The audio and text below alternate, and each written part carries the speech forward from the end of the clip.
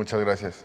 Pues bueno, llegó el día de presentar a Coatlicue, uno de los proyectos de innovación, tecnología pues más importantes y que hemos hecho junto con la Secretaría a cargo de Rosario y por supuesto bajo la instrucción de la presidenta Claudia Sheinbaum.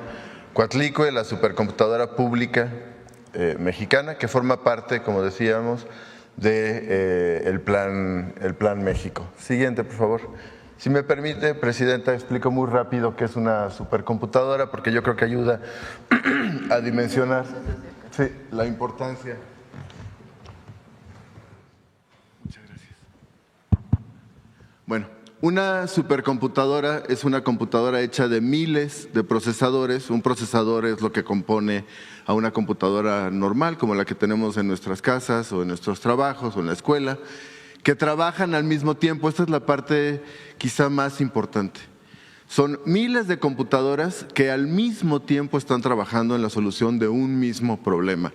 Y usualmente suelen ser problemas pues, que usan millones y millones y millones de datos y que en una computadora, incluso la computadora más avanzada que podamos tener en nuestro lugar de trabajo, pues tomaría meses, a veces hasta años. Nosotros en la agencia a veces procesamos conjuntos de datos que nos pueden tomar 3 semanas en procesar, pues con esto sería 2 segundos, 2 minutos y estaría listo.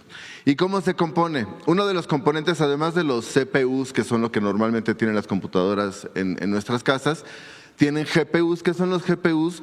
Son unidades de procesamiento gráfico. Estos son procesadores de computadoras que nacieron para videojuegos, que demandan mucha memoria porque tienen pues, imágenes y cada vez imágenes de mayor nitidez y calidad.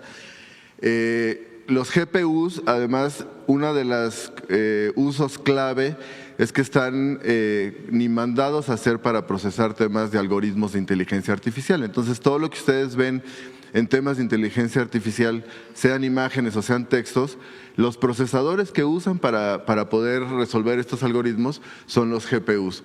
Y Coatlicue tendrá un aproximado de 15,000 GPUs. Estos GPUs van en unas cositas que les llamamos chasis. Algunos, usando la palabra en inglés, les llaman racks. Estos chasis, como los del coche, ¿no?, que tienes la base de metal y sobre esa montas el resto de cosas, es la misma lógica. Tienes el chasis y sobre el chasis pues montas los distintos procesadores, en este caso, 2 procesadores, y en el caso de Coatlicue estamos hablando de 7,500 chasis aproximadamente. Cada chasis, no es lineal la conversión, pero pensemos, digamos por claridad, que cada chasis equivale a unos 50, 60 computadoras. Es decir, si multiplicamos 50 por 7,500, estaremos hablando de 375,000, 400,000 computadoras. Imagínense 400,000 computadoras como las que conocemos, digamos con una capacidad RAM importante, trabajando al mismo tiempo. Estos chasis se ensamblan en unos muebles que llamamos gabinetes, que tienen en promedio, o en este caso tendrán 36 charolitas, chasis, trabajando. Atrás de estos gabinetes hay una cantidad enorme de cables que justamente lo que permiten es garantizar que todas estas computadoras trabajen al mismo tiempo y los chasis, los gabinetes, el conjunto de gabinetes es justamente la supercomputadora, que en este caso tendrá alrededor de 200 gabinetes, alineados, por supuesto, todos conectados. Esto requiere 3 cosas importantísimas: agua para enfriamiento, como las computadoras, ¿no? Ahorita que las tienen en la pierna notarán que se calientan un poquito, pues estas son supercomputadoras que también se calientan mucho y que requieren un enfriamiento importante, energía eléctrica justamente para eso, y conectividad pues para poder dar servicios remotos y dentro de la misma supercomputadora. Entonces estamos hablando de una computadora pues que casi ninguno de nosotros ha visto nunca en su vida y que en 2 años veremos construida en México. Siguiente. ¿Para qué sirven? Analizar cantidades inmensas de datos en segundos para mejorar decisiones importantes. Por ejemplo, ahorita hablo de las utilidades, pero por ejemplo en el caso de agua, estimar la cantidad de agua superficial y profunda, por ejemplo, en el país, y otros temas: salud, clima, energía, movilidad, telecomunicaciones, etcétera. Y esto, pues por supuesto, impulsa el desarrollo tecnológico del país, la prosperidad económica y la investigación científica, ¿no? Es un proyecto que vincula 3 áreas claves, ¿no? Tecnología, prosperidad económica, incluyente, inclusiva, y la investigación científica nacional de punta. Siguiente, por favor. Y este es Coatlicue. Como les decía, será la supercomputadora más poderosa de América Latina. Un procesamiento de 14.480 GPUs, más o menos, que son los procesadores, y una capacidad. La forma en que se mide en la supercomputadora se llaman petaflops, y perdón por el terminajo, ¿no? Pero es como para que ustedes tengan la referencia. Un petaflop lo que significa es que se pueden realizar 1.000 billones de operaciones por segundo. 1 billón es 1 millón de millones. 1.000 de esos por segundo es lo que significa un petaflop. Coatlicue, que aquí me ilustraba José Alfonso, que es profundo conocedor del tema, es la fuente de poder, ¿no? La fuente de vida. 314.000 billones de operaciones por segundo. Imaginen lo que vamos a poder hacer en términos de estimaciones y cálculos. Y una inversión pública de alrededor de 6.000 millones de pesos, que por supuesto esperamos amortizar muy rápido solo por la utilidad que nos va a generar. Siguiente, por favor. Y este es el comparativo. Hoy la computadora más poderosa, más grande de América Latina está en Brasil. Es una supercomputadora privada, se llama Pegaso, que tiene 42 petaflops, es decir, 42.000 billones de operaciones por segundo. Este es el comparativo, vean, el tamaño ilustra la diferencia de Coatlicue, 7 veces la que hoy es la más grande. Y en el caso de México, que no es menor y que además en su momento la más poderosa el día de hoy es Yucca, que tiene 2.3, que está en Sonora, en la Universidad de Sonora, 2.3 petaflops. Siguiente, por favor. Entonces, bueno, ¿qué hoy vamos a poder hacer? Y además es importante decirlo, además de que es una computadora pública, esto implica que vamos a poder hacer de manera soberana, los mexicanos, las mexicanas, 4 cosas centrales. 1, resolver problemas públicos que requieren alta capacidad de cómputo, y ahorita ilustro algunos. 2, y en esto Rosaura es la experta de su equipo, realizar investigación científica de punta en sectores estratégicos.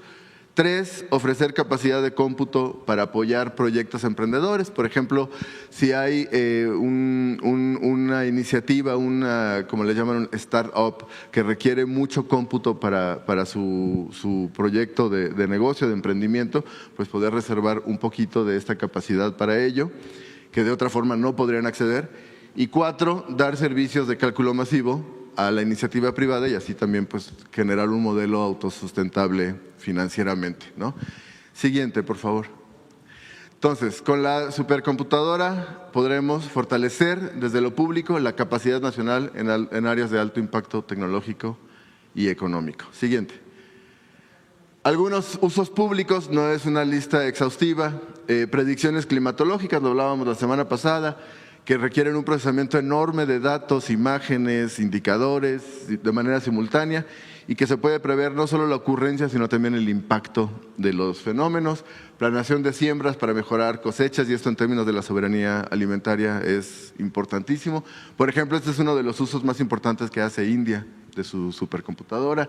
Procesamiento de imágenes de suelo y subsuelo, les decía lo del agua, pero también se puede aplicar para petróleo y gas.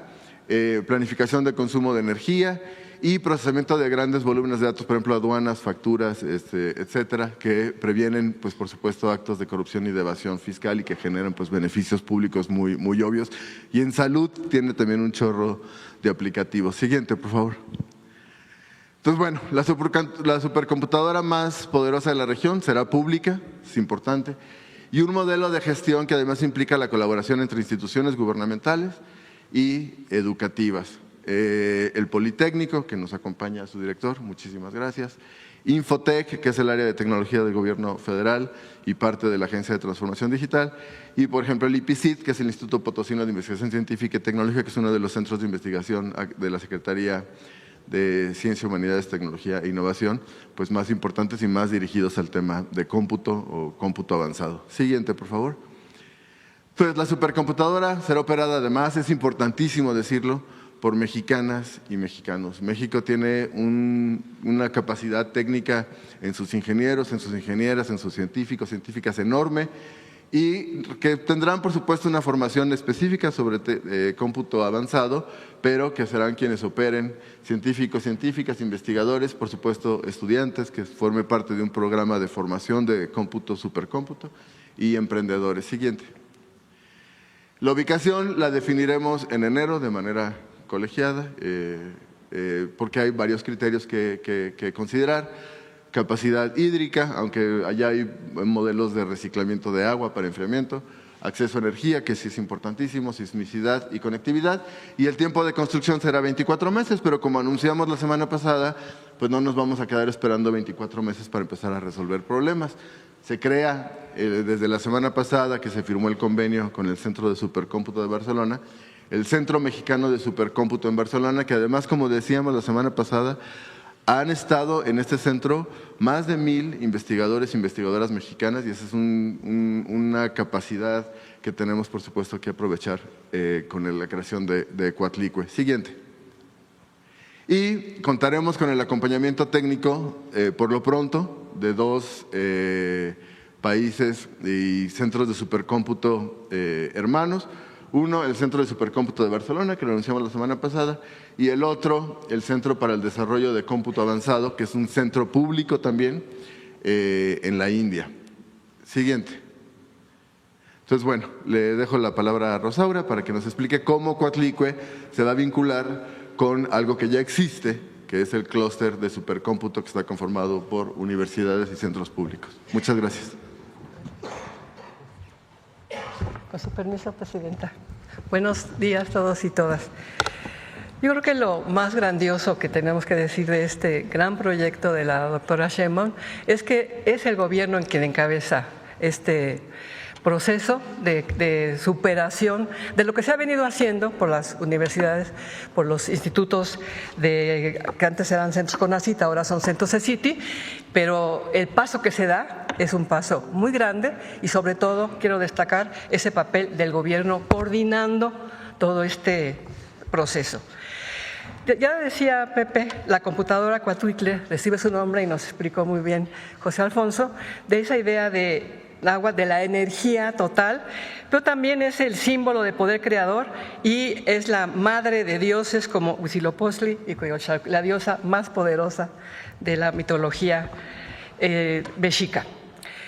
Ahora, Coatlicue va a ser el nodo principal, ¿la que sigue?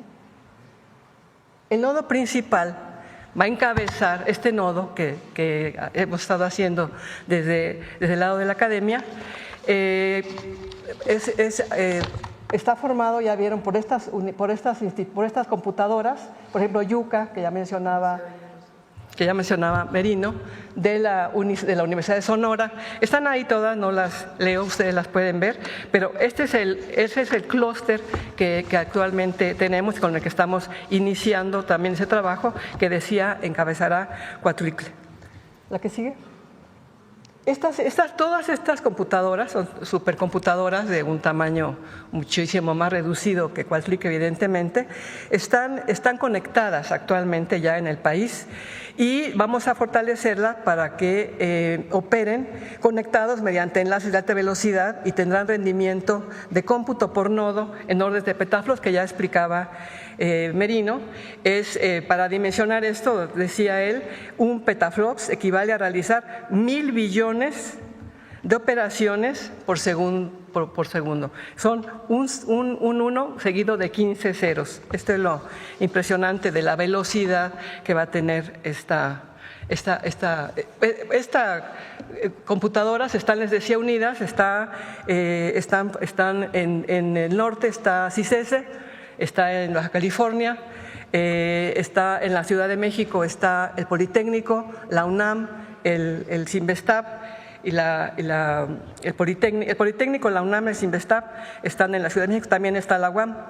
Esta red de supercómputo, con la que tenemos hoy, permite trabajar de manera precisa el modelado y la simulación de problemas complejos, al igual que desarrollar sistemas de inteligencia artificial que involucren grandes cantidades de datos. Ya creo que la exposición de Pepe fue muy clara de la importancia, de la magnitud que tiene este paso que está dando el gobierno de la doctora Sheinbaum. Les decía, esta red está conectada y la nueva computadora Coatlicue va a encabezar esta red. La que sigue, por favor. Este es el cronograma que tenemos para el proceso que va a durar 24 meses y que está ahí expuesto. En estos 24 meses pues se tiene que hacer una planeación y modelo de gestión, un diseño de conceptual y permisos, ingeniería detallada y licitaciones, obra civil y adecuación, suministro y logística, integración e instalación, pruebas y validación y la puesta en marcha en 24 meses.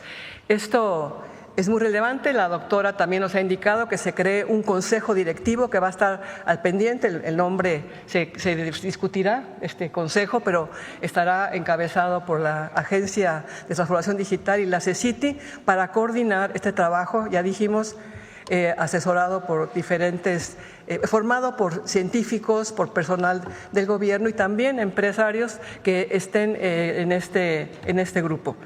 Este comité tendrá que decidir, por ejemplo, el porcentaje de procesamiento por usuario de la supercomputadora, el manejo de la velocidad de transmisión en la red de comunicación, las estrategias para renovar al propio Consejo Directivo.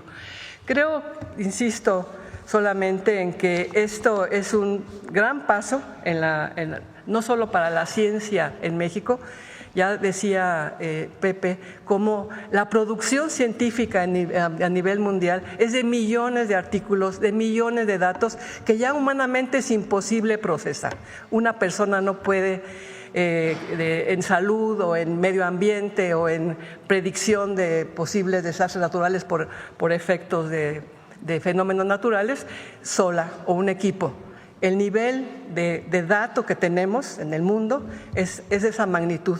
Por eso necesitamos ya, para que la ciencia mexicana, la industria mexicana, el propio gobierno en su funcionamiento llegue a etapas mucho más modernas, utilizando las tecnologías pues, que se han creado en el planeta y que tenemos que sacar beneficio de ellas. Aquí está Conagua, que no tengo la menor duda va a ser uno de los beneficiados para hacer su trabajo con esta nueva computadora, que decía, encabeza a todo lo que se ha venido haciendo de forma institucional por las instituciones mexicanas, pero que ahora encabeza el gobierno de la doctora Sheinbaum. Muchas gracias. Bueno, pues es esto. La verdad estamos muy entusiasmados. La supercomputadora Coatlicue, que va a iniciar su construcción el próximo año. Estamos definiendo la ubicación y va a permitir que México entre de lleno al uso de la inteligencia artificial y procesamiento de datos, que hoy no tenemos capacidad de hacerlo, porque no tenemos la suficiente capacidad de cómputo. Entonces, nos va a ayudar muchísimo, no solo al desarrollo de la ciencia, las tecnologías, sino en esencia al desarrollo del país. Bueno, esto es Coatlicue. Vamos, sobre el tema. A ver.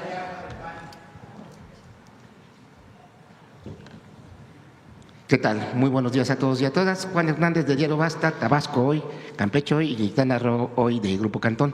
Sobre el tema de Coatlicue,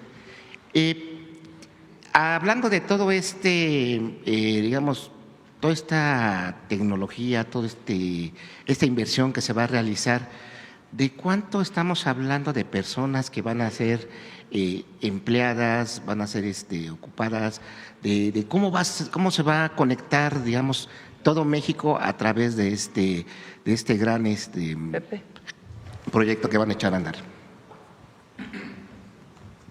Perdón. Para hacer un símil, porque depende de la tecnología y la tecnología pues va cambiando muy rápido, el equipo base en la supercomputadora de Barcelona son alrededor de 80 personas. Nosotros pensaríamos en un equipo central para toda la gestión de infraestructura, energía, enfriamiento, mantenimiento, etcétera.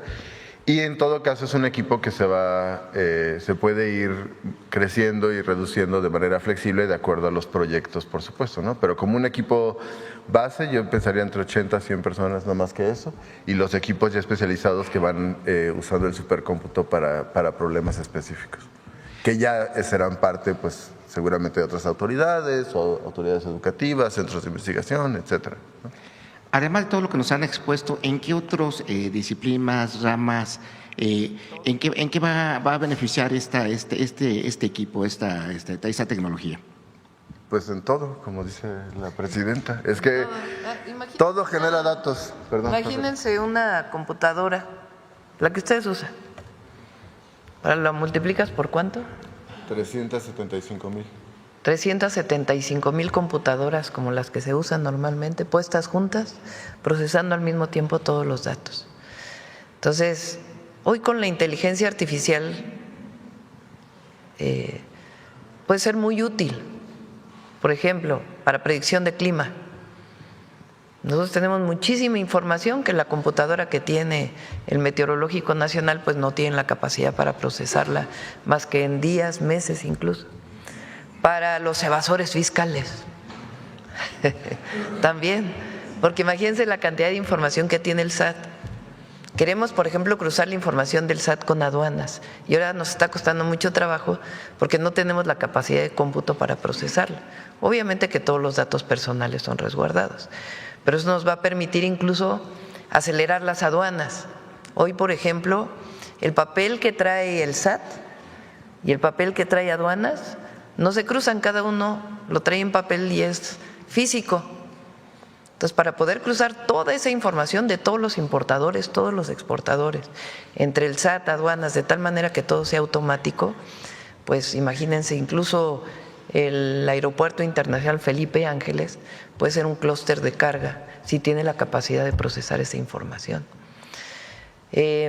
Para salud, para poder saber con los censos de salud, por ejemplo, que estamos haciendo, la información, cuántas personas, si hay problemas de diabetes más en una zona que en otra, poder procesar la información. Y el desarrollo científico, pues hoy está muy vinculado al procesamiento de datos. Entonces, si México quiere estar a la vanguardia de muchos temas, pues necesitamos la capacidad de procesamiento de datos. ¿Qué podríamos hacer? Pues que lo ponga un privado y las instituciones públicas compraran el espacio. No, queremos que sea una supercomputadora pública, es una supercomputadora del pueblo de México, pública. Entonces ahí se puede procesar toda la información. ¿Quiénes participan?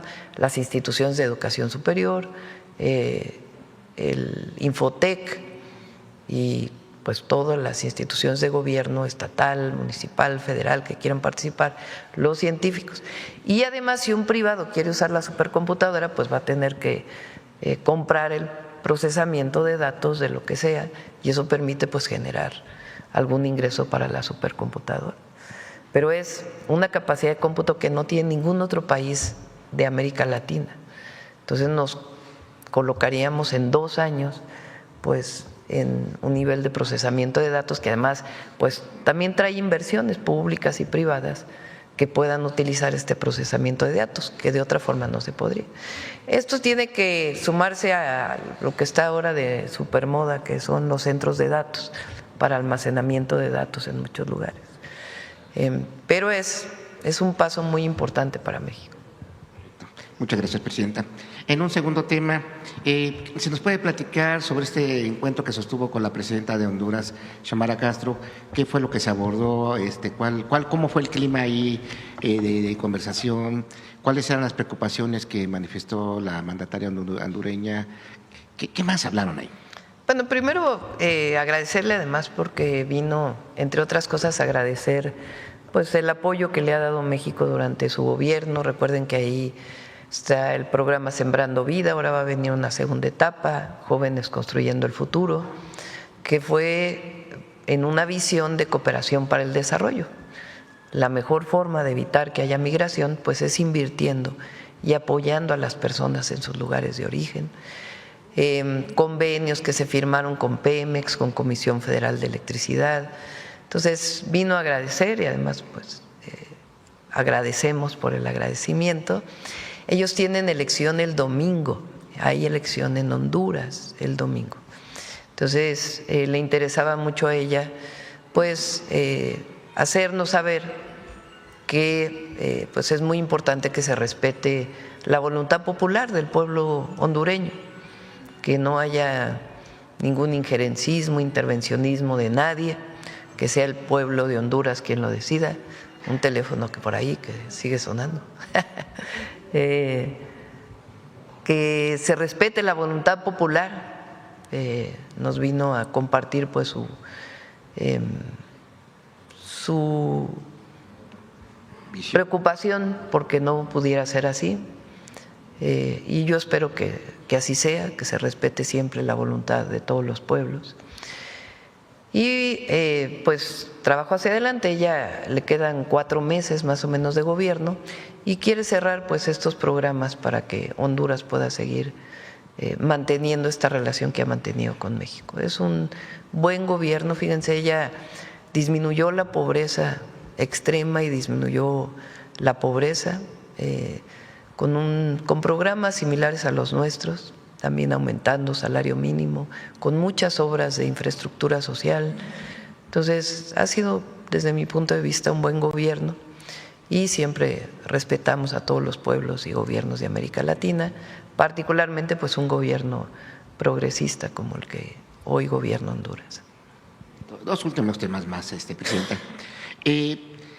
¿Conoce su opinión referente a una encuesta que publicó de las Heras, que da a conocer datos muy reveladores sobre la marcha del 15 de noviembre. Una de estas revelaciones es de que la gente sabe quién organizó esta manifestación, que fue en este caso, y lo señalan ahí en este estudio, fue la Marea Rosa, y en un segundo punto, que fue un grupo de manifestantes los que iniciaron los actos violentos y que se les pagó para, en todo caso, para provocar y para hacer todo esta situación de violencia, que quisieron explotar mucho lo que fue el grupo opositor. Saber su opinión referente a este estudio en el que se señala que pues, los mexicanos no se la comen así tan… Sí, a ver, por ahí estaba no sé si tengan la encuesta para poderla… Está en el sitio de… La vi ayer por la tarde. A ver. Bueno, mucha gente se enteró. Adelante. ¿Quién organizó la marcha? Fíjense, el 33% cree que fue la Marea Rosa. Adelante. ¿Quiénes comenzaron los ataques? Un grupo de manifestantes, 51%. Adelante.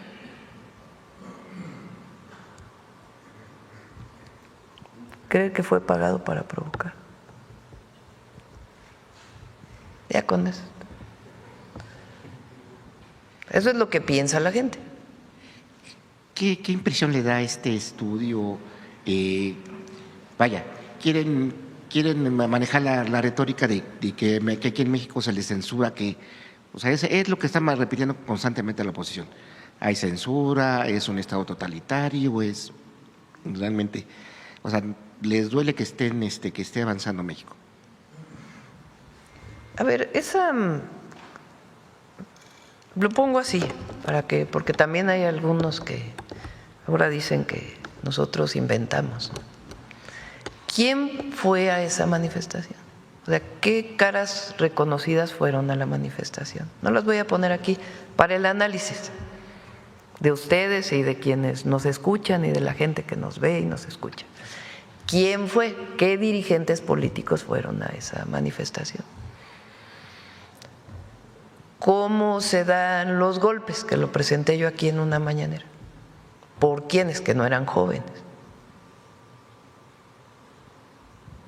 ¿Qué denuncia hace el Congreso de la Ciudad de México? Que lo dije aquí hace poco, con muchas pruebas, porque no fue una denuncia menor lo que hicieron diputados en el Congreso de la Ciudad, de cómo estaban vinculados quienes generaron la violencia con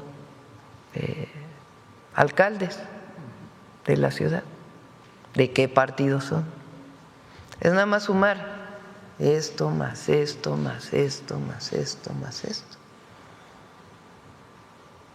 Y ya, que cada quien saque sus conclusiones. Entonces,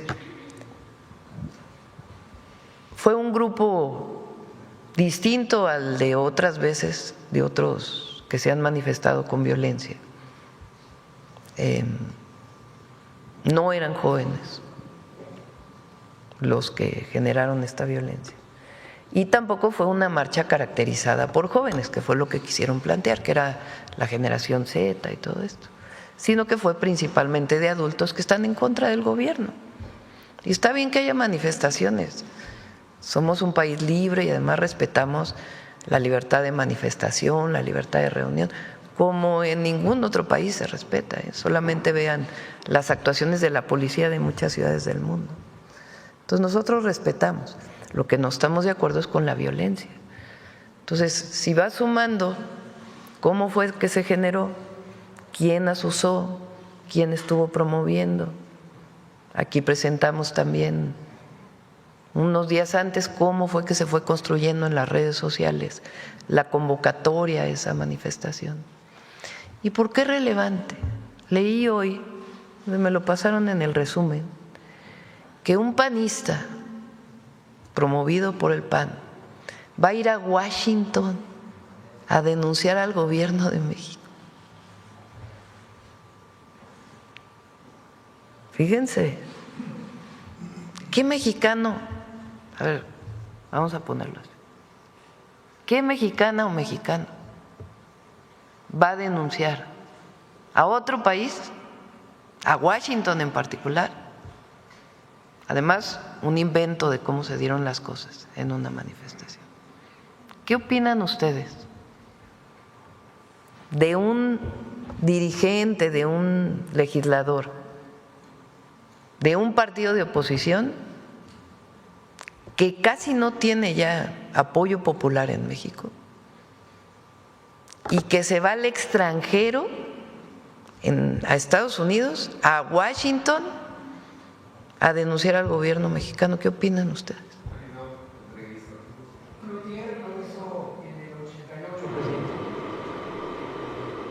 ¿Qué opinan ustedes en esta condición cuando hay libertad de expresión?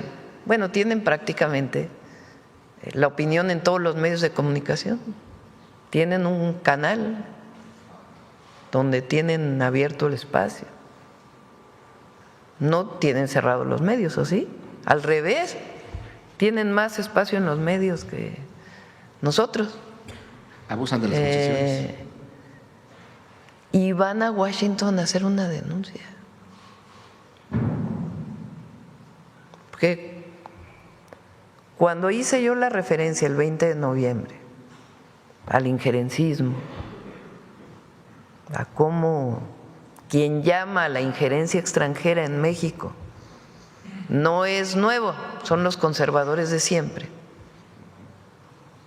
¿Y cómo es que ahora una vez más lo hacen?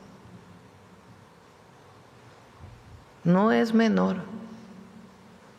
Entonces, esto es para el pueblo, para la gente. Porque aquí seguimos hablando de la defensa de la soberanía y de la decisión del pueblo sobre sus gobernantes, y que no vengan del extranjero a decirnos lo que se debe o no se debe de hacer. Entonces, ¿qué opina el pueblo de que un dirigente de un partido que ahora se llama de ultraderecha vaya a Estados Unidos a hacer una denuncia pública? Porque aquí, ¿qué tiene cerrados los medios de comunicación o qué? Son representantes populares. ¿Por qué no lo hace aquí?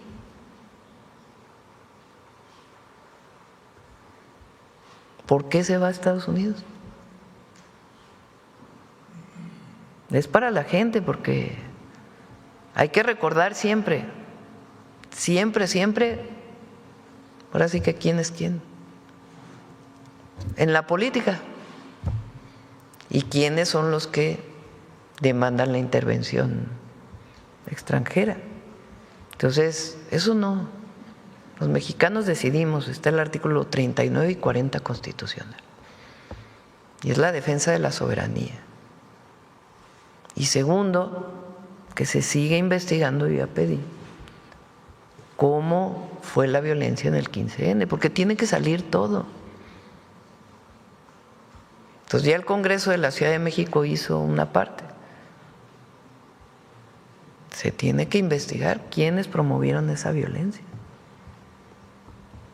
Perfecto. Y finalmente, y le agradezco mucho, Presidenta, pues el próximo 1 de diciembre cumple su 38 aniversario nuestro medio fundador, Tabasco Hoy, y bueno, a nombre de Miguel Cantón Cetina quisiera pues pedir unas palabras para todo el equipo Muchas editorial. felicidades, ¿Sí? muchas felicidades. Todo el equipo prensistas, la familia Cantón, reporteros, camarógrafos, toda la gente, repartidores, Sí. gente que nos ayuda, pues la verdad, Tienen mucha presencia en el sureste, pero aquí también, con basta.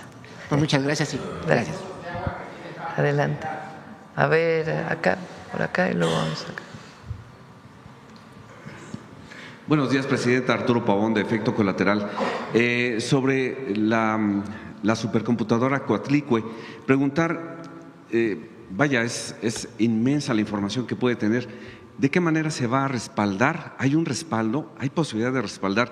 Y en segundo, como tiene información pues nacional, ¿de qué manera se podría blindar físicamente esta supercomputadora?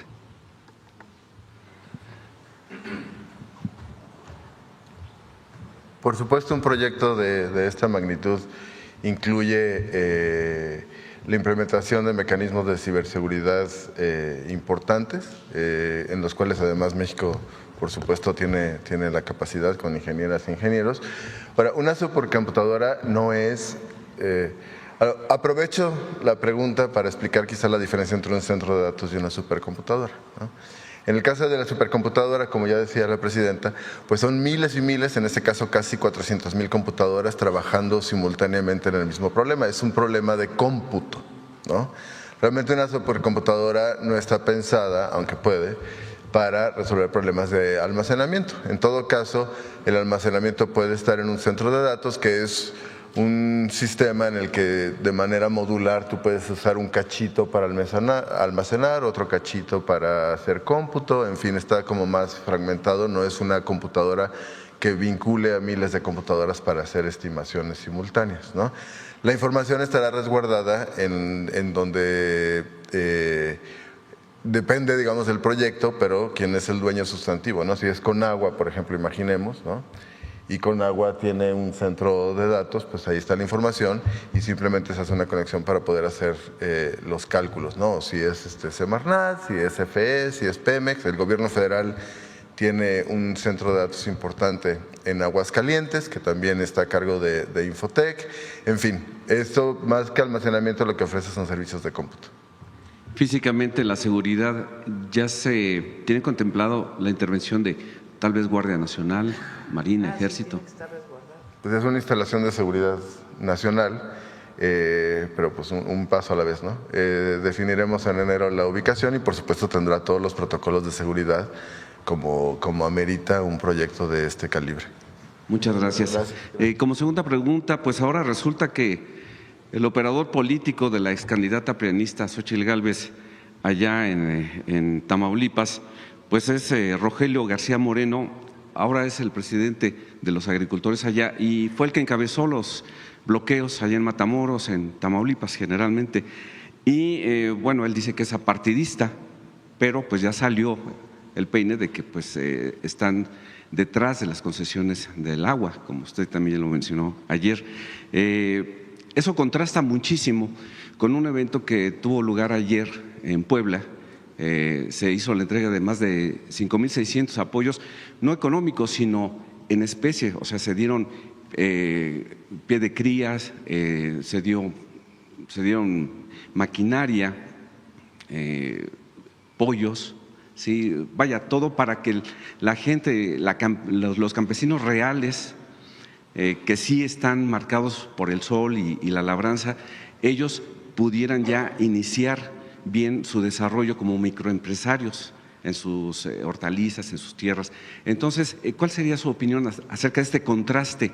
Que por un lado campesinos reales sí están labrando la tierra y sí están apoyando, pues más bien dejándose apoyar por el gobierno federal, cuando por otro lado pues hay otros grupos de interés.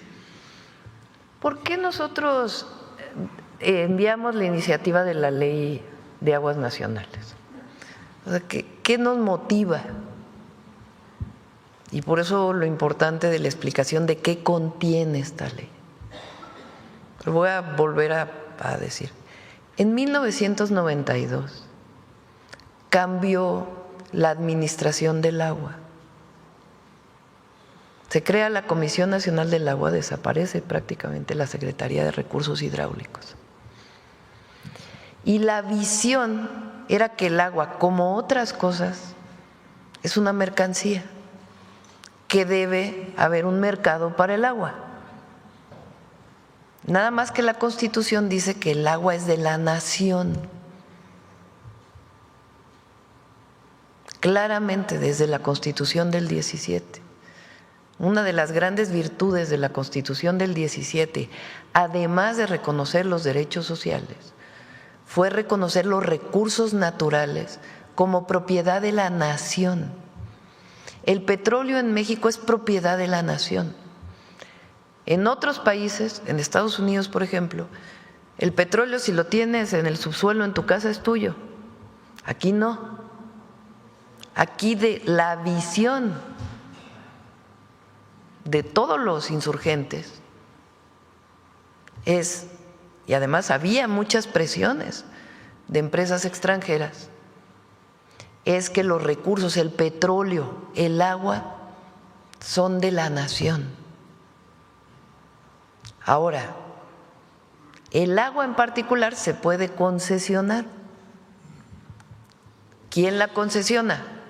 En este caso, la institución dedicada a la administración del agua, que es la Comisión Nacional del Agua. Pero la visión en el periodo neoliberal es que sí es de la nación, pero se puede mercantilizar. Si yo tengo una concesión, la concesión la puedo transmitir a otro, nada más me pagas y nomás le avisamos a la Conagua. ¿Qué generó esta situación de 1992 a la fecha? Una sobreexplotación de prácticamente todos los cuerpos de agua y los acuíferos en el país. Pues porque como es una mercancía, se concesiona, se transmite, se vende, pues entonces ¿dónde queda la visión estratégica de un recurso natural que además hoy es escaso en muchísimos lugares? Entonces, ¿qué se está planteando con la Ley de Aguas? Número uno, que se ordenen todas las concesiones, que además ya iniciamos, porque había 3 bases de datos, contradictorias algunas entre ellas, concesionados millones de metros cúbicos, agricultores, a empresas que no se estaban usando. Entonces, si tú tienes como vamos a poner como un río, y el agua de ese río está concesionada a alguien, aunque tú vivas a un lado del río, no la puedes usar, porque está concesionada a otro. Bueno, si ese otro ni siquiera la está usando, ¿por qué no la va a poder usar el que vive a un lado del río, que no tiene agua? O agua del subsuelo. Hay pozos, resulta que hay 10 pozos, pero se puede perforar otros 10 para darle agua a la gente humilde que no tiene acceso al agua. Pero no se puede porque esos otros 10 pozos ya fueron concesionados a alguien. Cuando llegamos al gobierno hicimos un gran acuerdo por el agua y dijimos, a ver, todos aquellos que tengan concesión de agua, que no le estén usando, regresen de manera voluntaria esa agua que no usan a la Conagua. Y muchos empresarios lo hicieron, muchos agricultores lo hicieron. Regresaron, dijeron, a ver, no estamos usando, ahí vamos a ponerla, vamos a regresarla con agua para que se use para lo que se debe de usar o para quien lo necesite. Bueno, hay agricultores, distritos de riego, agricultores grandes de los grandotes, que tienen concesiones de agua. Ahora la ley de aguas dice, ya no vas a poder vender esa agua a otro, a un tercero, ni la vas a poder transmitir así nada más. Por ejemplo, si tienes un predio, usas el agua para riego, ahora ya no se la vas a poder vender al desarrollador inmobiliario que en tu tierra va a hacer viviendas, ya no. Ya tienes que regresarla a la Conagua y el que va a hacer viviendas pues ya tiene que ver, pedírsela a la Conagua. Entonces estamos poniendo orden y estamos garantizando el agua como derecho humano y como recurso de la nación. ¿Eso limita el desarrollo? No, lo ordena en un recurso tan importante para el mundo entero y para México, que es el agua. Hay algunos que tienen muchísimas concesiones de agua, muchísimas, y no quieren. Pues sí, pero llegamos a transformar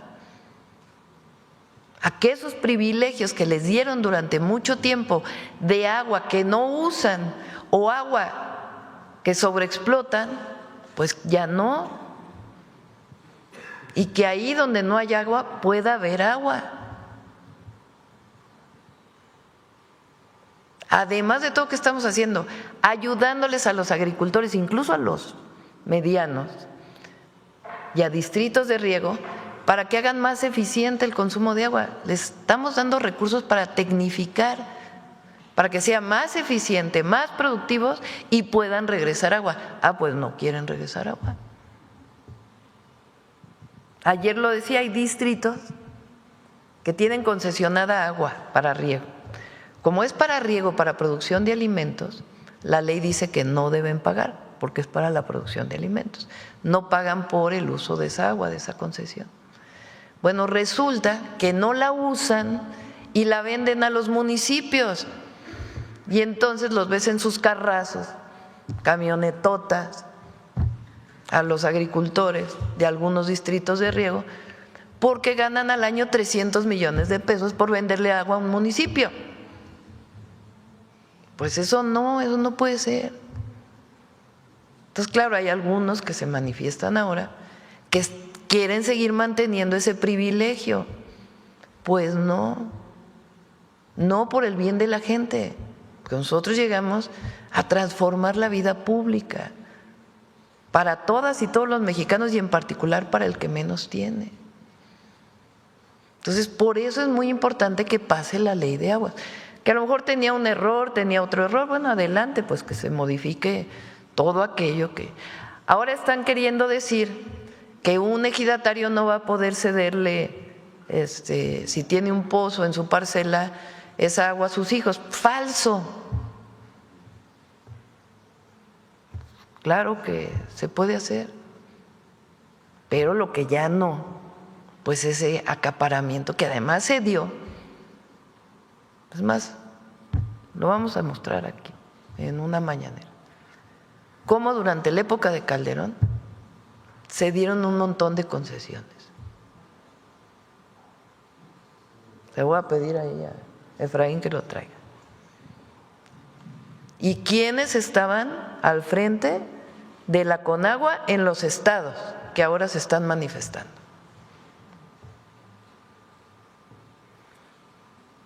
Porque quieren ahora generar una idea de que hay caos. No, están contra los privilegios que tenían antes, en contra de la gente, incluso si de otras industrias que se quieran desarrollar en cierta zona, pues porque como está acaparada el agua, pues entonces no se puede usar para nadie más. Entonces, no a los privilegios, sí a la ley, sí al Estado de Derecho. Ahora ya me gustó esa palabra, o esas palabras. Como decía Juárez, nadie ni nada por encima de la ley. Y ya no al acaparamiento del agua. para uso de unos cuantos. Eso es lo que está de fondo en la ley nacional o ley de aguas nacionales. Ese es el fondo del cambio. Y repito, si hay algunos errores, pues para eso hay una mesa de trabajo en el Congreso que se corrijan. Pero no, ¿a qué llegamos si no es a transformar la vida pública para el bien de México? Legisladores y gobernadores tienen la misión de dar toda esta información en sus localidades. Es necesario que la gente entienda, porque ayer Rubén Moreira, diputado del PRI, pues salió a decir frases muy pequeñas, no lo demostraba con un papel escrito, sino simplemente decía, si tienes un pozo en tu casa, ya no lo puedes explotar. Sí, ridículo. ¿En qué se basa? La verdad, o sea, es que son argumentos, no es un asunto personal, digo ridículo el argumento, o sea, no es cierto. Y además él sabe, porque está la discusión, repito, que si hay algún error que se corrija, pero a ver, que diga públicamente si está a favor del acaparamiento del agua. Y luego, pues ya Rosy se la mostró, luego quiénes son los que se manifiestan también. Entonces, cada quien encabeza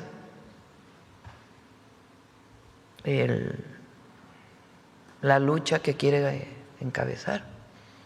Y nosotros encabezamos una, que es el agua es un derecho humano y 2, es un recurso de la nación que debe ordenarse y debe servir para que todas y todos los mexicanos tengamos acceso al agua, la ley y las obras que se están haciendo, porque están haciendo muchísimas obras en el país. Hoy se presentó la de Colima, que ya inicia. Pero además, repito, agua para todas y para todos, como derecho humano, como bien de la nación y para el desarrollo del país.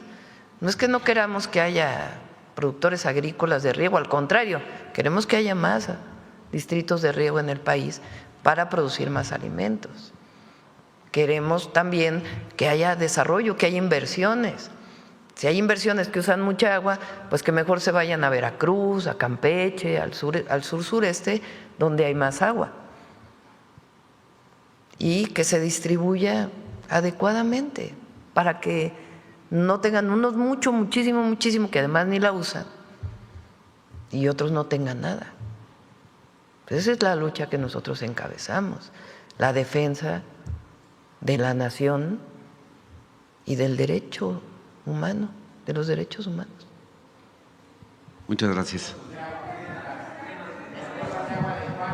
Vamos, a ver, la compañera estaba desde… Gracias. Buenos días, Citlali Guerrero de Bajo Palabra. Preguntarle sobre si nos puede informar sobre cuál es el avance de los proyectos hidráulicos en Acapulco, si ya se invirtieron los 1.800 millones de pesos programados para este año y saber qué avance llevan los trabajos para restablecer y mejorar el suministro de agua potable en el municipio.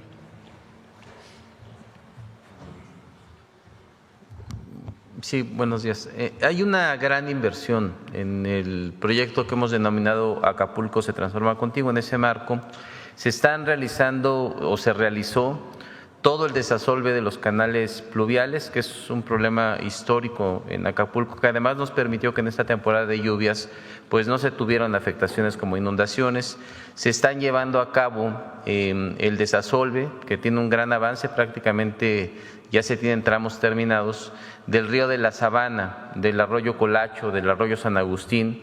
Se están además reconformando bordos que fueron afectados con los huracanes y se están haciendo obras de protección con muros de gavión para que las colonias que se inundaron con estos fenómenos naturales no vuelvan a sufrir esta condición. Además, se está realizando un trabajo muy importante por lo que tiene que ver con el saneamiento. Se están compactando plantas de tratamiento de agua, se están concentrando en algunas, redireccionando.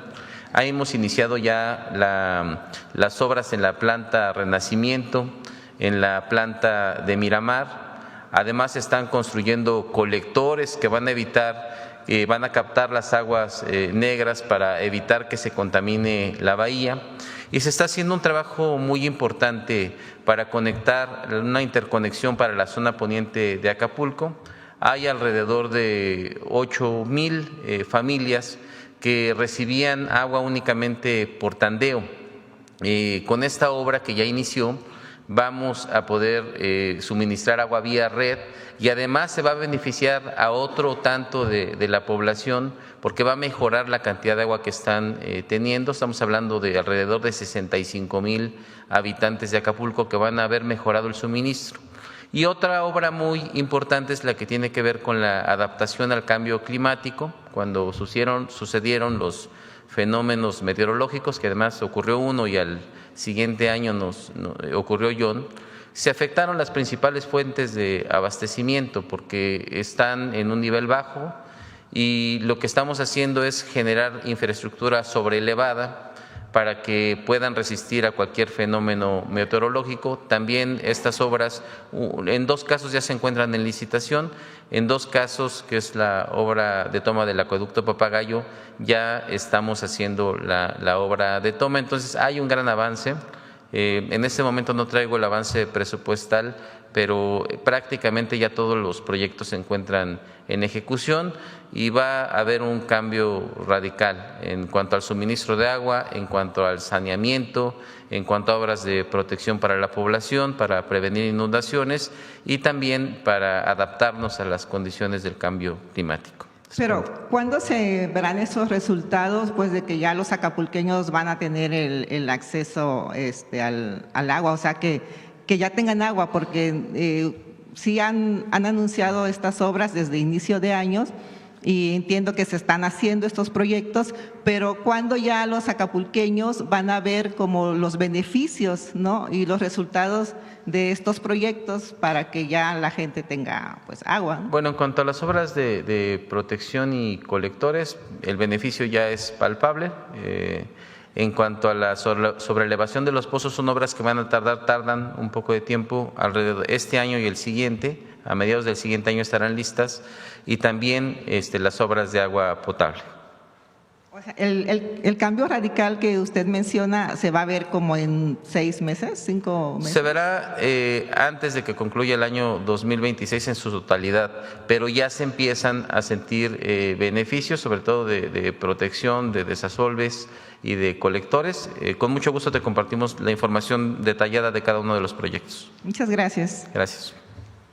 Presidenta, en Chiapas se documenta el caso de los hermanos Daniel Muñoz Vargas y Camerino Muñoz Osorio.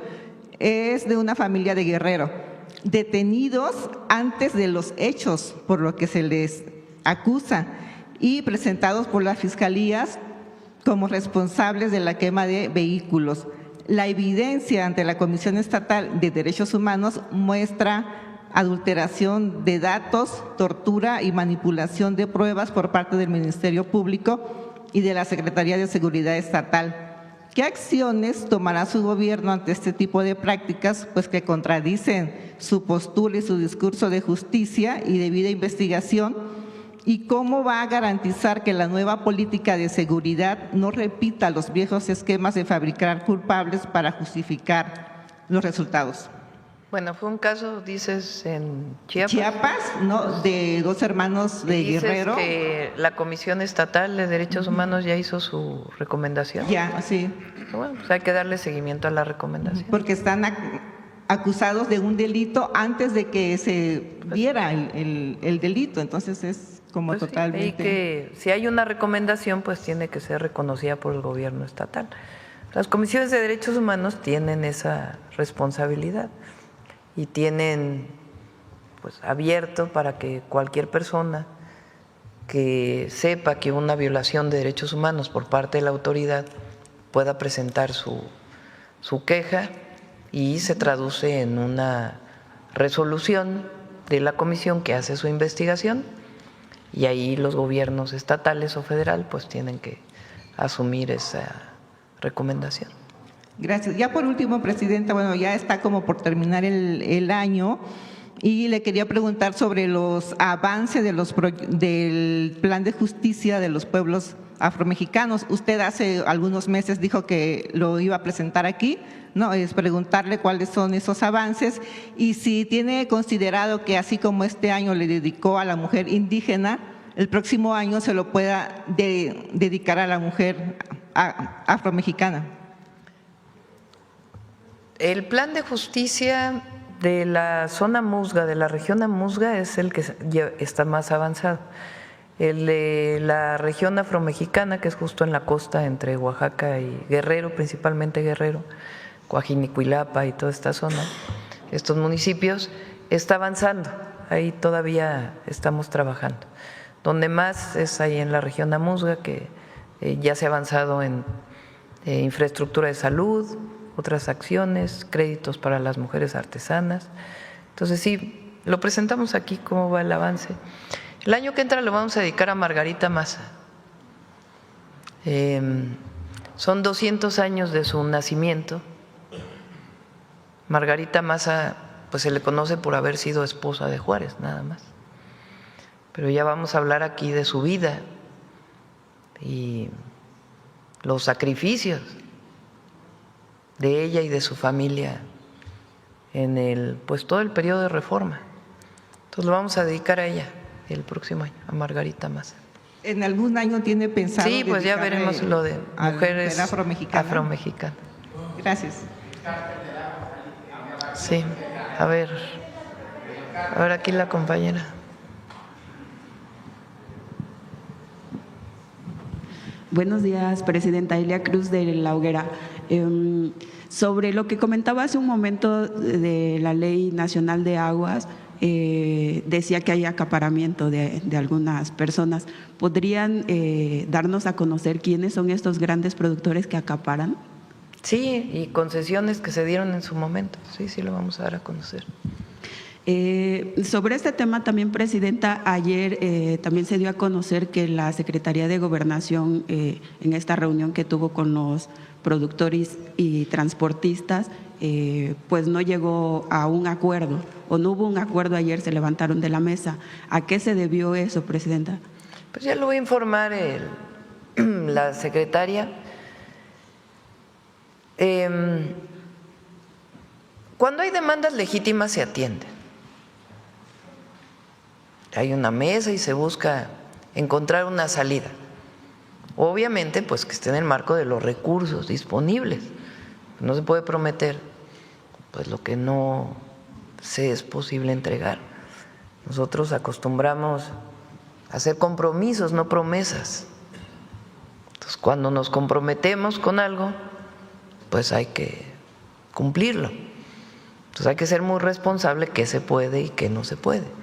Cuando hay una demanda legítima, pues se busca encontrarle salidas para que se pueda atender. Por ejemplo, en el caso del maíz, pues se buscó algo tripartita, que le entraran las empresas que compran maíz a dar un precio más alto del mercado, que los gobiernos estatales le entraran con algo y el gobierno federal con algo.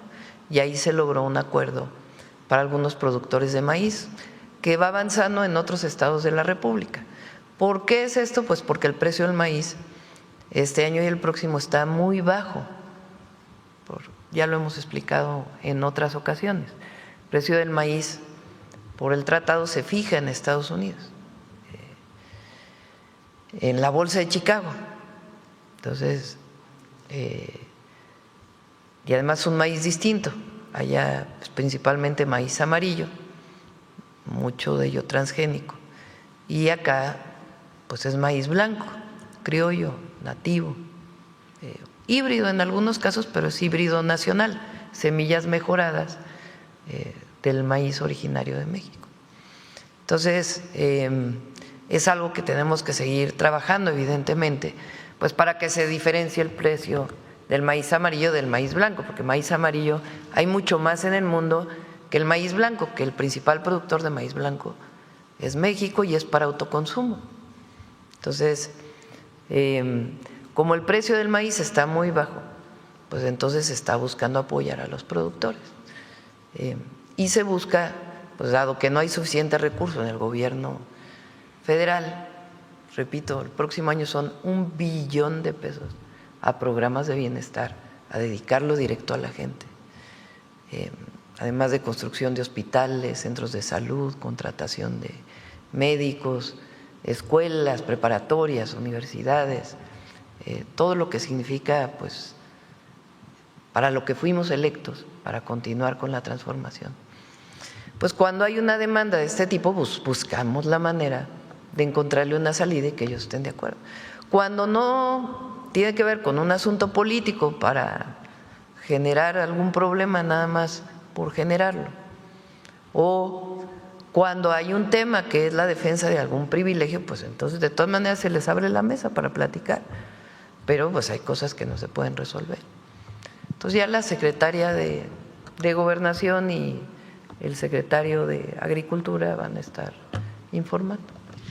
Comentaba usted hace un momento que hay demandas que no se pueden cumplir debido a los recursos. ¿Cuáles serían estas demandas que le están...? Bueno, pues ellos piden un precio de garantía muy alto para todo el maíz, pues eso no hay suficientes recursos para poderlo cumplir. Entonces, ¿qué hacemos?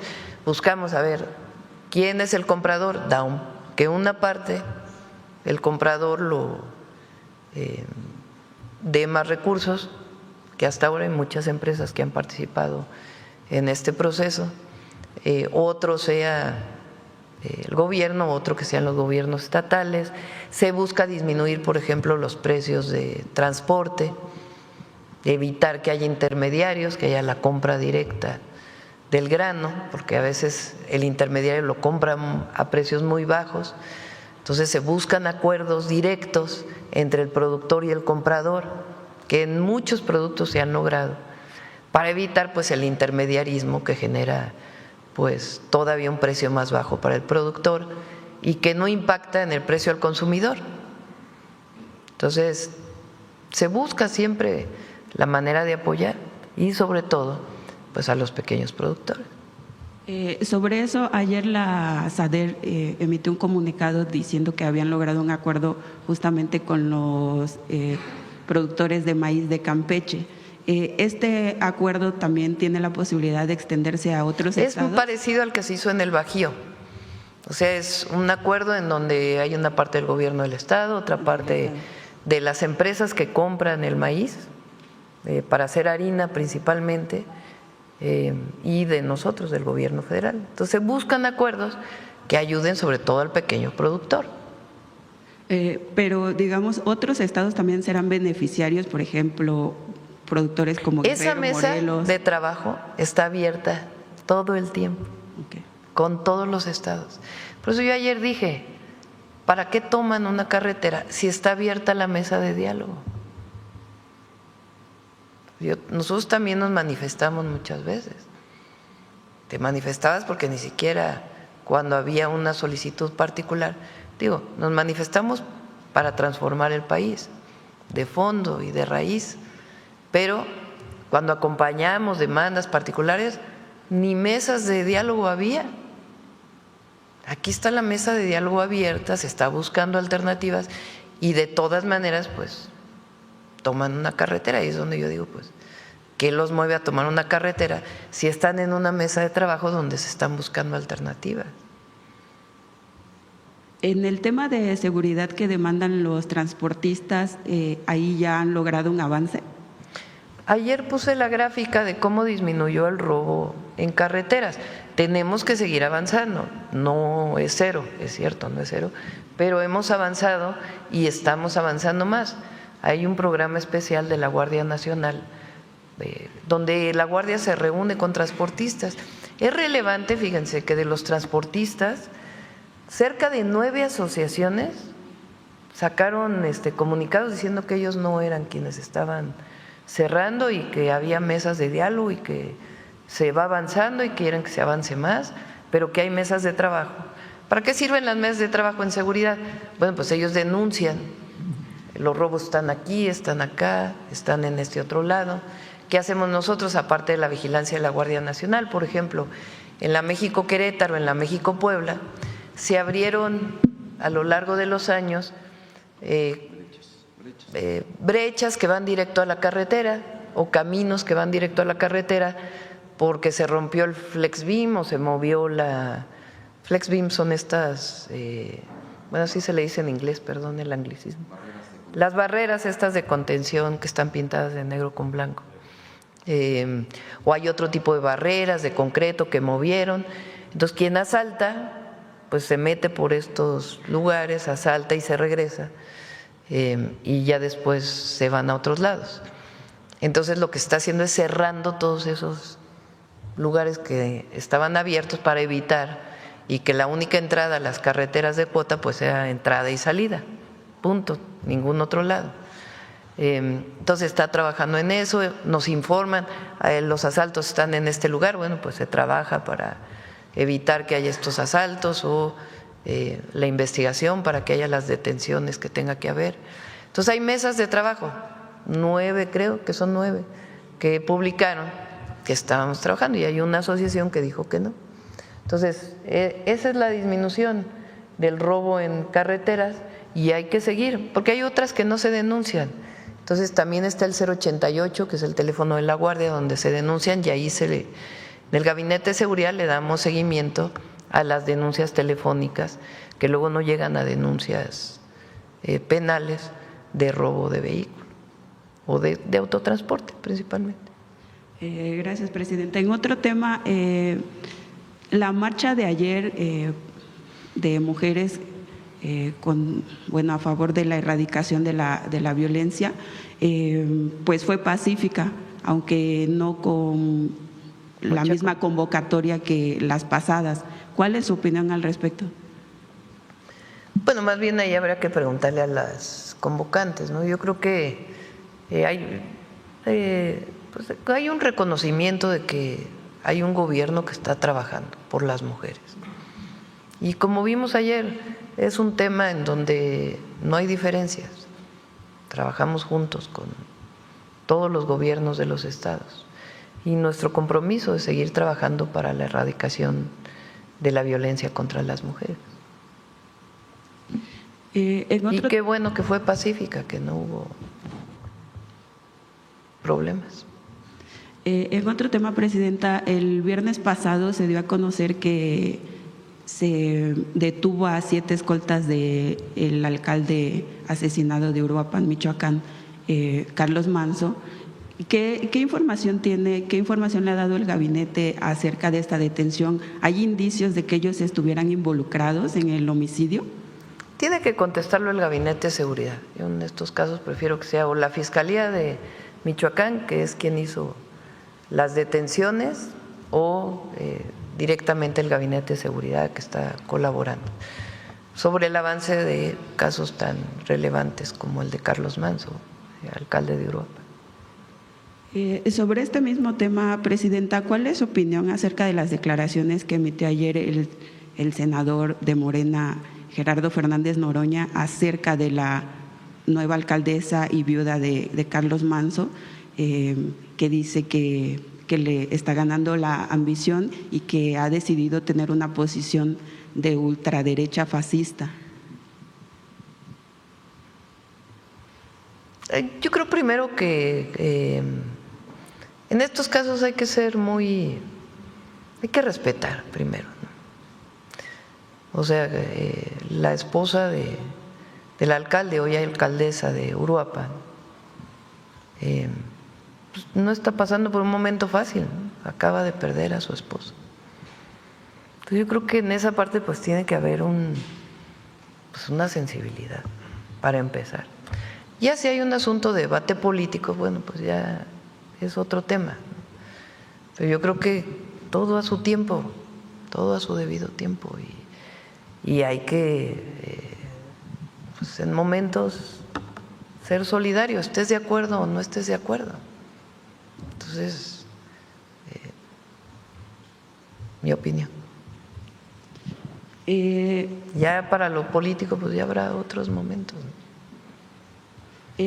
Presidenta, hoy también sale una información acerca de este empresario que es presuntamente dueño del certamen de Miss Universo y que señalan que que estaría imputado por parte de la Fiscalía General de la República de un presunto huachicol.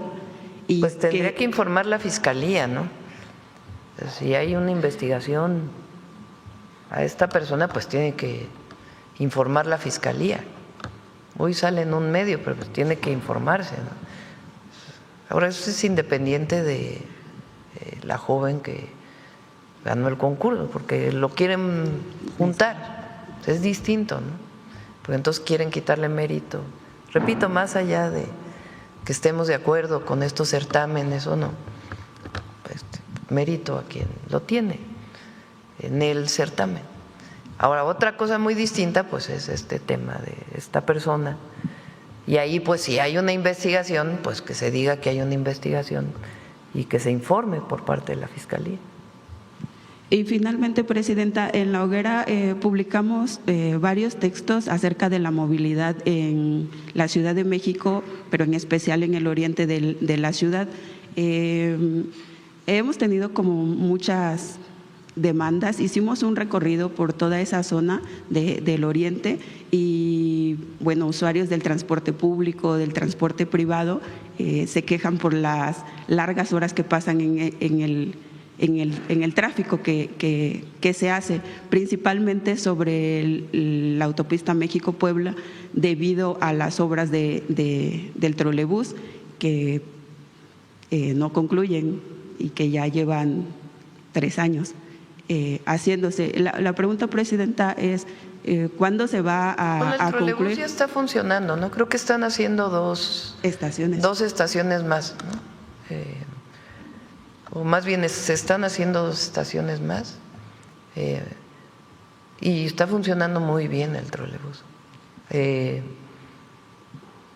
Es un proyecto muy bonito, porque es un segundo piso donde van trolebuses, transporte eléctrico, se toma en Chalco o las distintas municipios, y puedes hacer la transferencia en la línea A del metro, o te sigues hacia Ermita Iztapalapa y llegas a la transferencia de la línea 7, creo que es esa, ¿no? La de Constitución de 1917.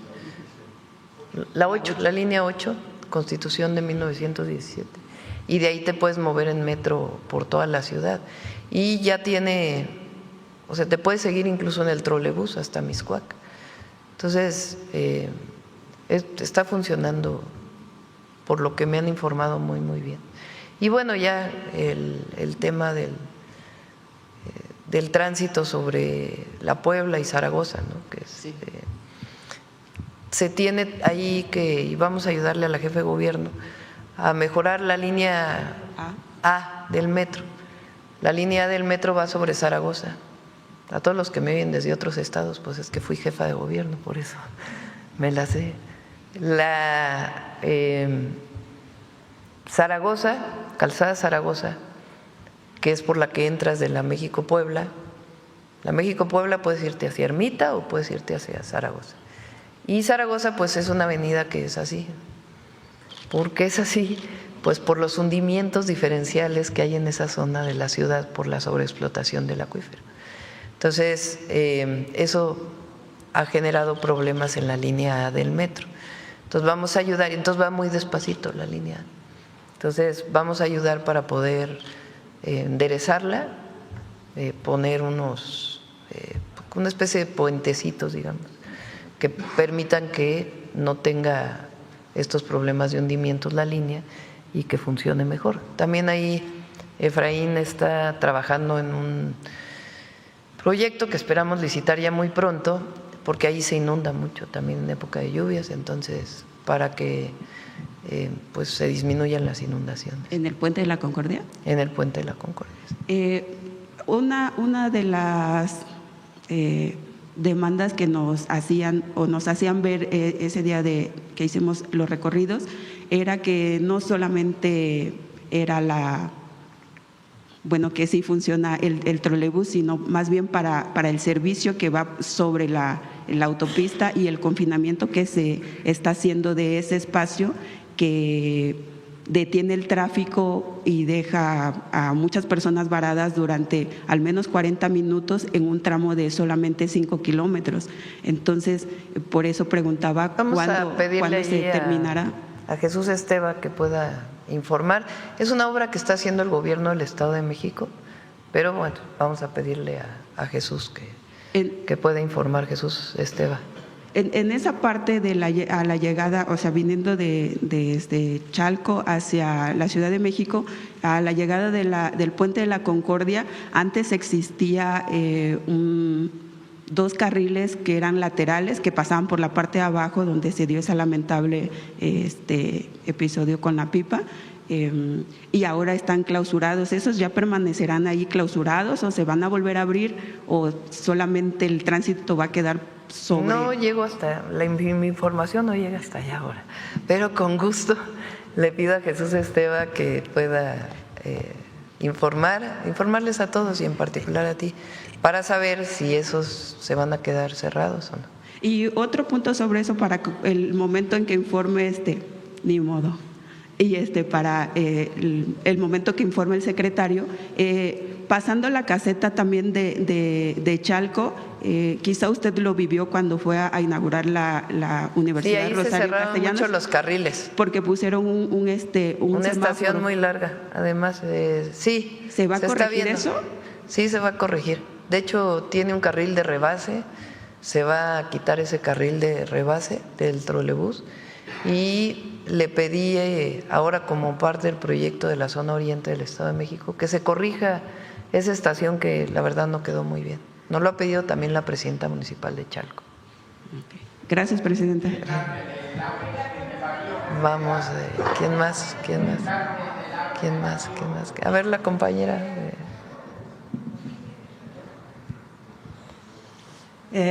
Buenos días, Presidenta. Anne Viña de Le Monde. Ahora que la ley en materia de desaparición forzada fue reformada con la creación de nuevas bases nacionales de información, el Gabinete de Seguridad podría publicar el número de personas desaparecidas como lo hace con los homicidios, para saber si hay aumento, si hay una disminución y cuántos ha sido localizada. Sí, es algo que vamos a informar pronto, me lo han preguntado varias veces, que es importante que sepan y porque se están revisando bien las bases de datos. Lo he explicado en otras ocasiones y lo explico nuevamente. La antigua ley establecía que hay una plataforma más allá de las fiscalías que tienen las comisiones de búsqueda, donde uno puede reportar ahí una persona desaparecida. ¿Qué nos encontramos? Que esos reportes de esa plataforma, muchos de ellos no están completos, incluso en algunos casos ni el nombre completo de la persona está. Viene su primer nombre, no vienen los apellidos, no viene contacto, no viene dirección, no viene dónde desapareció y sin embargo se contabilizaba como una persona desaparecida. Entonces, lo primero que estamos haciendo, como la ley decía que había que mantenerlo, pues es decir, con la antigua ley, estas eran las bases de datos que estaban en la plataforma y ese cruce con las fiscalías estatales, ¿cómo es? ¿Cuántas de ellas tenían realmente carpeta de investigación o al menos registro en un ministerio público? Entonces, justo la supercomputadora nos ayudaría a que eso fuera más rápido. Pero bueno, tener la información de los ministerios públicos estatales, de las comisiones de búsqueda estatales, eso ha llevado un poco de tiempo, pero va avanzando. Entonces, para poder informar de todos los registros que estaban en la plataforma, estos tenían datos completos, estos no tenían datos completos, de estos que no tenían datos completos, que sí tenían, que no tenían, para que haya total transparencia. Esa es una primera parte. Lo segundo es cuánto de ello tiene carpeta de investigación. Si hay una persona desaparecida, ¿quién denunció directamente ya al Ministerio Público para que se abra una carpeta? Y son distintas. Entonces, que podamos informar cuántas carpetas de investigación hay. La nueva ley lo que nos faculta es que pueda haber búsquedas administrativas de esa información. Eso está ayudando mucho la Agencia de Transformación Digital. Entonces, de las personas desaparecidas, por ejemplo, ya podemos preguntarle al INE como pregunta, ¿esta persona que está reportada como desaparecida hizo algún trámite de credencial de lector posterior a su desaparición? Y el INE nos contesta sí o no. Si contesta que sí, entonces pedimos a la familia, si es que se contacta a la familia, si podemos tener acceso al dato de la dirección, y va y se busca a la persona en la dirección. Eso por un lado. Entonces esa parte ha tenido su complejidad, pero lo estamos atendiendo.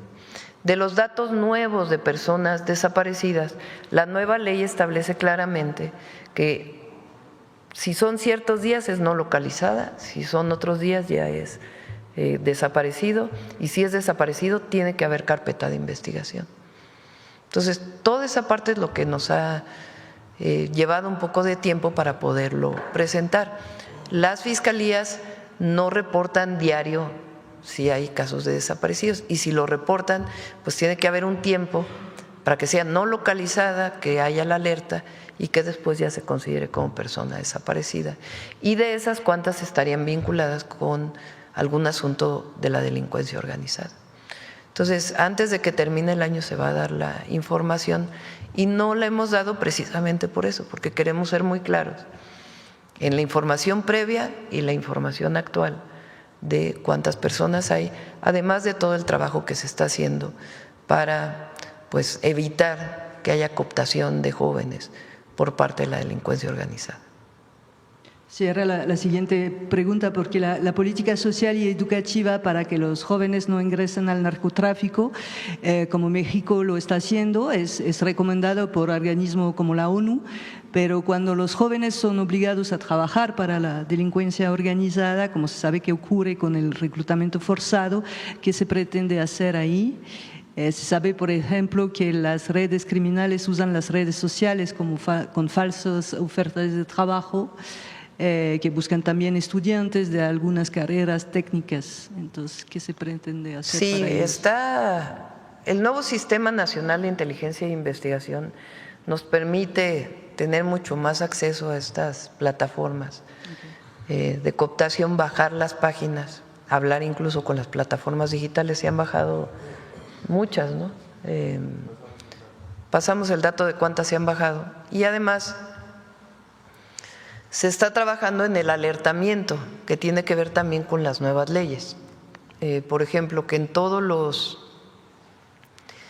no se llaman CETRAM, sino las estaciones de transporte foráneo, interurbano, cuando vas a comprar un boleto de camión para ir a otro lugar, en algunos estados en particular donde sabemos que pueden haber riesgo de cooptación de algún grupo criminal, ahí se está obligando a las empresas a que reporten y que tengan información de quién va, que se pida la credencial de lector necesariamente para poder subir un autobús, en fin, varias medidas de alertamiento para que si hay el reporte de una persona no localizada, pues de inmediato se alerte todo el país para que pueda ser localizado en determinado punto.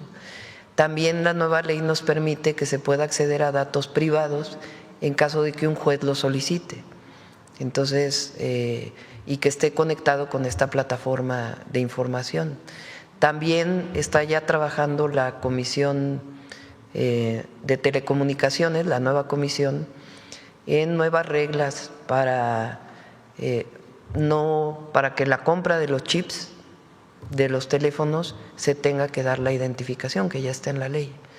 En México, creo que de ningún otro país del mundo tiene esta facilidad como hay en México, de que puedas comprar un chip en una tienda y que no tengas que dar tu nombre. Y entonces lo usa la delincuencia para estar cambiando sus chips y poder hacer extorsiones y otras cosas. Ahora ya no se va a poder hacer eso. Y lo guardan las telefónicas, la información, y después a solicitud puede, de una desaparición o de una extorsión, lo puede solicitar la Secretaría de Seguridad. Entonces, todo esto lo estamos haciendo para evitar, y además escuelas, universidades, centros de alto rendimiento y algunas otras acciones para que los jóvenes no ni piensen acercarse a un grupo criminal.